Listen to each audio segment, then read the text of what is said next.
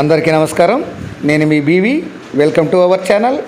జగన్ ప్రభుత్వంలో వెలవెలపోయినటువంటి ఆంధ్రప్రదేశ్ రాజధాని అమరావతి ప్రస్తుతం కలకల్లాడుతుంది. రాష్ట్ర విలువ కూడా పెరిగింది. ఆ వివరాలను ఈ వీడియో ద్వారా వివరిస్తాను. ఆంధ్రప్రదేశ్ వ్యాప్తంగా ఇప్పుడు ఓ ఉత్సాహం అనేది ఆంధ్ర రాష్ట్రంలో కనిపిస్తుంది. తమ ఆస్తులు విలువ పెరిగాయని అందరూ ఊపిరి పీల్చుకుంటున్నారు. అమ్ముకోవాలనుకుంటున్న వారికి ఇవి మంచి ధరలు కూడా వస్తుండడంతో ఈ రాష్ట్ర వ్యాప్తంగా బాగా సంతోషంగా ప్రజలు అనేవి ముందుకు పోతున్నారు. ఉత్తరాంధ్ర నుంచి కుప్పం వరకు అన్ని చోట్ల కూడా ఈ రియల్ ఎస్టేట్ రంగం హడావుడి అనేది కనపడుతుంది. విశాఖ మరియు అమరావతిలో మరింత ఎక్కువగా కనపడుతుంది.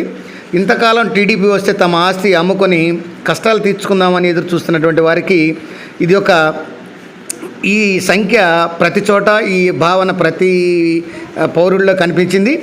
జగన్ హయాంలో విలువలు లేకుండా పోవడం, అమ్ముకోలేకపోవడం, అలాగే రాష్ట్రాన్ని దివాలా తీయించడం, అమరావతి రాజధానిని పక్కకు నెట్టేయడంతో పాటు ఆయన పరిపాలన అనేది 5 ఏళ్ళు రిజిస్ట్రేషన్ ఆదాయం కూడా పెద్దగా పెరిగినటువంటి సందర్భాలు లేవు. ప్రజలు కూడా చాలా ఇబ్బంది పడ్డారు.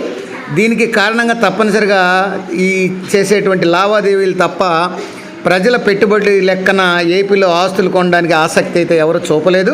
ఫలితంగా అమ్మకాలు కూడా పడిపోయాయని చెప్పచ్చు. ఆస్తుల రేట్లు కూడా బాగా తగ్గిపోయాయి. 5 ఏళ్ల కిందట ఒక గజం లేదా ఎకరం రేటు ఎంత ఉందో చాలా చోట్ల అంతకన్నా తక్కువే అమ్ముకున్నారు. కానీ ఎన్నికల ఫలితాల తర్వాత పరిస్థితి పూర్తిగా మారిపోయింది. రెట్టింపు ధరలకు అమ్మకాలు అనేవి కొనసాగి ప్రస్తుతం కొనుగోళ్ళు అనేవి జరుగుతున్నాయి. ఈ డిమాండ్ అనేది చాలామంది పెరగడంతో ఇప్పుడు ఆస్తుల రూపంలో పెట్టుబడులు పెట్టేందుకు ఆసక్తి చూపిస్తున్నారు. దీంట్లో లావాదేవీలు కూడా పెరిగాయి.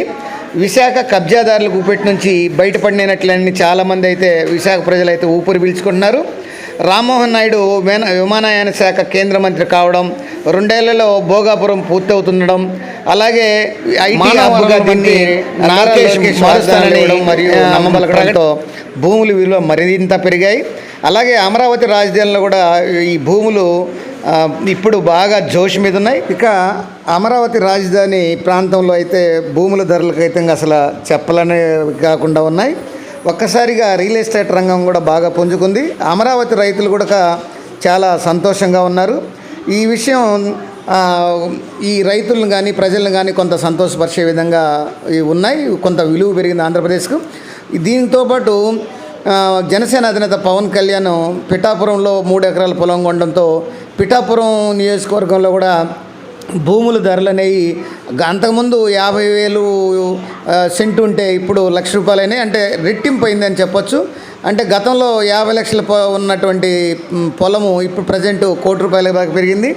దీంతో రాష్ట్ర వ్యాప్తంగా కూడా ఈ భూముల ధరలు అనేవి విలువ పెరిగినాయి. ఆంధ్రప్రదేశ్కు విలువ పెరిగింది.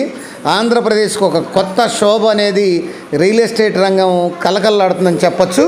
మరి మరొక వీడియోతో మళ్ళీ మీ ముందుంటాను ఫ్రెండ్స్. జై హింద్.